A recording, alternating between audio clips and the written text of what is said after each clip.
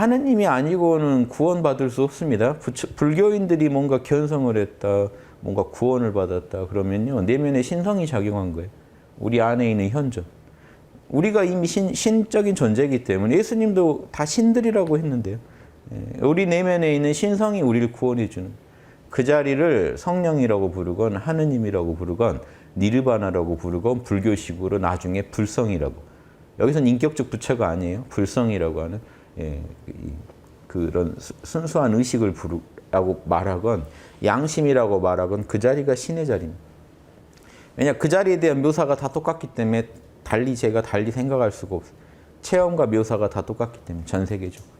그래서 이 차등을 두실 필요가 없어요. 누가 신성을 제일 구현했느냐 이건 인간 중에 그건 또 다른 문제고요. 그러니까 종교마다 우열을 전한다면 신이냐 아니냐가 아니고요. 누가 더 신성을 잘 구현했느냐 인간 중에 인격 중에 그런 차원으로 접근하시는 게 좋아요. 예수님이 자기가 신이라고 안 했는데 뒷사람들이 지금 그렇게 만든 겁니다.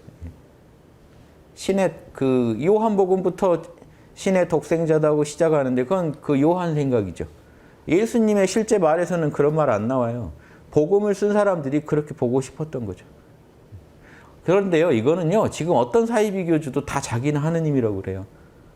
그러니까 그걸 가지고, 그 증언을 가지고 얘기할 수가 없고, 실제 하신 언행이나 모든 데서 그분은 충실하게, 나는 이리 가고 싶었는데, 성령이 이리 가라고 해서 이리 갔다. 성령의 뜻 때문에 이걸 했다. 이렇게 얘기가 나옵니다. 그 성령이 신이거든요. 예수님 계속 뭐라고 고백하고 계십니까? 내 안에 아버지 때문에, 내 안에 신 때문에 내가 이렇게 살고, 나는 지금 내 안에 아버지가 하려고 하는 행을 하고 있는 거예요. 아버지가 원하는 걸 말하고 있을 뿐이다. 선한이여, 나한테 선한이라고 하지 마라. 우주의 선한이는 한 분뿐이다. 끝없이 이 차이를 얘기해요. 다만 신성, 어차피 또 본인이 신이기 때문에 우리도 똑같아요. 조건은. 신성이 발현됐을 때는요, 또 이 내가 길이요 진리다라는 말도 나옵니다. 여러분도 가능해요. 여러분이 I am 상태라면요, 내가 우주다는 말 나와요. 그렇게 전혀 다른 게 아니에요. 그래서 이 상황을 이해하는 게 저는 제일 먼저입니다. 어떤 이론, 고정관념을 가지고 더 씌우는 게 아니라 부처님도 똑같아요. 그 신성을 연구하신. 그 신성을 불교에서는 나중에 불성이라고 부른 거죠. 열애장이니, 열애의 씨알이니, 부처의 씨알이니, 참나니. 똑같이 부른 거고, 카톨릭도 똑같이 내면에 있는 신한테 모든 걸 맡기면 구원이 될 줄 알았는데 맡겼더니 결국 사도 바울 종교화를 시작한 사도 바울마저도 스스로 그 성령의 뜻을 따를 거냐 육정의 뜻을 따를 거냐 해서 스스로 그 시험을 통과해서 성화, 영혼을 무의식까지 다 정화시키라는 얘기예요. 성화는 스스로의 노력이 없인 성화가 안 됩니다. 요거는 해줄 수 있는 게 아니에요. 사도 바울마저도 로마서에서 보면 성령 체험을 다 한 뒤에 이제 고뇌가 시작됩니다.